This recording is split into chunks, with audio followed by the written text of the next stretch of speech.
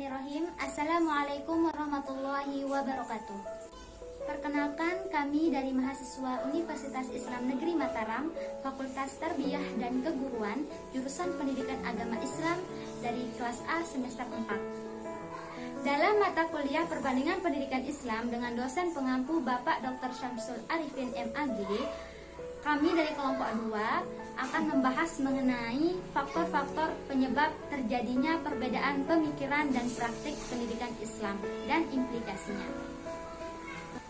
Saya Rohaya Harilasari dengan NIM 190101007 akan menjelaskan mengenai faktor-faktor penyebab terjadinya perbedaan pemikiran dan praktik pendidikan Islam. Sebelum kita membahas mengenai faktor-faktor penyebabnya, kita perlu mengetahui terlebih dahulu apa sih itu pemikiran pendidikan Islam dan praktik pendidikan Islam. Pemikiran pendidikan Islam merupakan serangkaian proses kerja akal dan kalbu secara optimal dalam mengatasi persoalan-persoalan yang ada dalam pendidikan Islam, serta berupaya untuk membangun paradigma pendidikan yang menjadi media dalam pembinaan dan pengembangan peserta didik secara paripurna.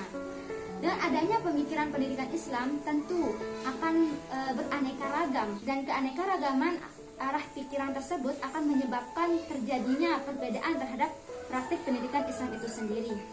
Sementara praktik pendidikan Islam merupakan suatu kegiatan yang mengimplementasikan konsep-konsep atau teori-teori ajaran Islam oleh pendidik dengan terdidik dalam interaksi secara langsung, sehingga dapat saling mempengaruhi untuk mencapai tujuan pendidikan Islam itu sendiri. Jadi, dari perbedaan pemikiran dan praktik pendidikan Islam dapat disebabkan oleh beberapa faktor. Di antaranya yang pertama yaitu dengan dikajinya komponen-komponen pendidikan Islam yang dikaji melalui kajian interdisipliner, sehingga antara ahli yang satu dan yang lainnya memiliki pemahaman yang berbeda, sehingga akan menyebabkan pemikiran dan praktik pendidikan Islam itu berbeda, namun tidak akan mengubah substansi dari pendidikan Islam itu sendiri. Yang kedua yaitu dengan adanya latar belakang kehidupan yang berbeda dari setiap ahli pendidikan Islam. Seperti dengan adanya latar pendidikan yang berbeda pun akan menyebabkan adanya perbedaan terhadap pemikiran dan praktik pendidikan Islam. Faktor yang ketiga yaitu adanya ketidakpuasan terhadap sistem pendidikan Islam itu sendiri, sehingga akan menimbulkan suatu sisi yang perlu untuk diubah atau diperbaiki.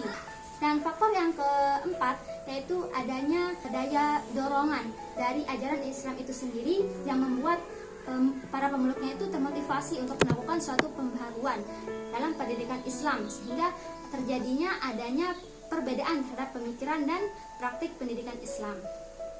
Dan faktor yang terakhir yaitu adanya dorongan dari para pembaru pemikir Islam yang mendapatkan masukan ataupun kritikan, sehingga menimbulkan terjadinya perbedaan terhadap pemikiran dan praktik pendidikan Islam. Itu saja beberapa faktor yang dapat saya jelaskan, dan sekian, terima kasih. Wassalamualaikum warahmatullahi wabarakatuh. Assalamualaikum warahmatullahi wabarakatuh. Perkenalkan, nama saya Nur Hadianti dari kelompok 2 sebagai pemateri kedua akan menjelaskan tentang implikasi dari perbedaan pemikiran dan praktik pendidikan Islam. Perbedaan pemikiran dan praktik pendidikan Islam menjadi pembuktian bahwa pendidikan Islam merupakan pendidikan yang tidak akan pernah habis dikaji, sebab permasalahan dan kebutuhan manusia selalu berubah setiap waktunya. Dengan adanya perbedaan pemikiran dan praktik pendidikan Islam tersebut berimplikasi terhadap komponen-komponen pendidikan Islam itu sendiri, seperti tujuan pendidikan Islam, kurikulum pendidikan Islam, metode pendidikan Islam, serta sistem-sistem pendidikan Islam lainnya. Hal ini dapat dilihat dari pemikiran-pemikiran beberapa ahli seperti Al-Atas dan Gus Dur yang memiliki beberapa perbedaan pemikiran. Namun keduanya sepakat bahwa pendidikan Islam yang diberikan harus seimbang antara pendidikan Islam dengan pendidikan umum, dengan memberikan fokus perhatian terhadap pendidikan Islam. Namun kenyataannya pendidikan umum pada saat ini menempati porsi yang lebih banyak dibandingkan dengan pendidikan Islam, sehingga perlunya upaya integrasi dan internalisasi pendidikan Islam ke dalam pendidikan umum. Hal ini pun berimplikasikan terhadap pembelajaran PAI di sekolah, dengan harus adanya upaya untuk menjadikan PAI sebagai inti dan landasan bagi pendidikan umum dengan menginternalisasikan dan mengintegrasikannya nilai-nilai dasar Islam, yaitu adab atau akhlak mulia. Selain hal tersebut dapat dilihat pula dari pemikiran Al-Ghazali dalam pendidikan Islam yang lebih cenderung bersifat empirisme, karena ia sangat menekankan pengaruh pendidikan terhadap anak didik. Dengan demikian, implikasi terhadap pemikiran Al-Ghazali pada pendidikan Islam lebih menekankan penguasaan materi pembelajaran dengan cara menghafal pada tingkat dasar dan memahami pada tingkat yang lebih lanjut yang dapat dipahami sebagai pemenuhan aspek kognitif.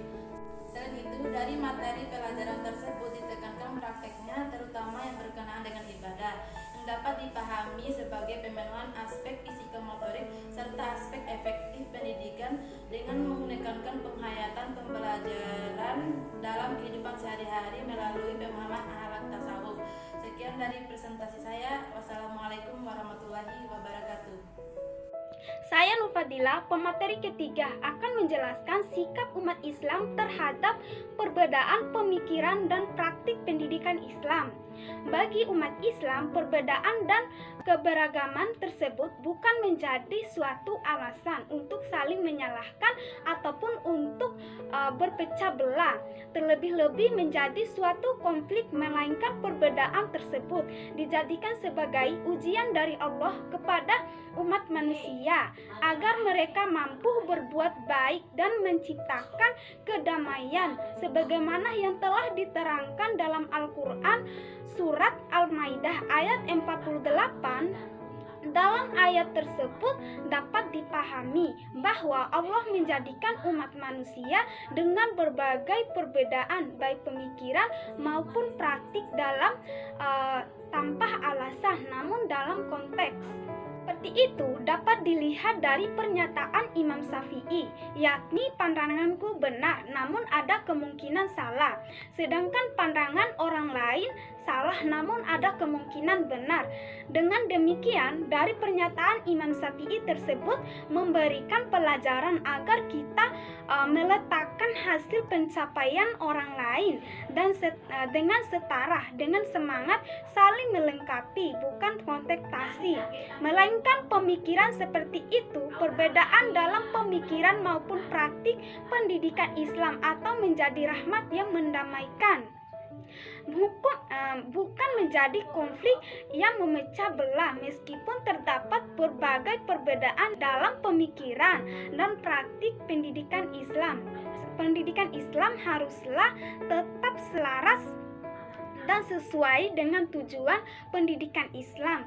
Jadi teman-teman, dari pemaparan materi yang telah saya jelaskan bersama dengan rekan-rekan kelompok saya dapat disimpulkan bahwa perbedaan pemikiran dan praktik pendidikan Islam tentu dipengaruhi oleh beberapa faktor, dan perbedaan pemikiran dan praktik pendidikan Islam itu tentu berimplikasikan terhadap komponen-komponen pendidikan Islam. Lalu untuk digarisbawahi bahwa meskipun adanya perbedaan pemikiran dan praktik pendidikan Islam, tentu harus tetap sesuai dengan tujuan pendidikan Islam itu sendiri, sehingga tidak akan menimbulkan konflik ataupun masalah-masalah yang lainnya.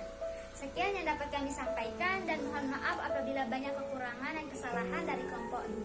Kami mohon maaf sebesar-besarnya. Terima kasih. Wassalamualaikum warahmatullahi wabarakatuh.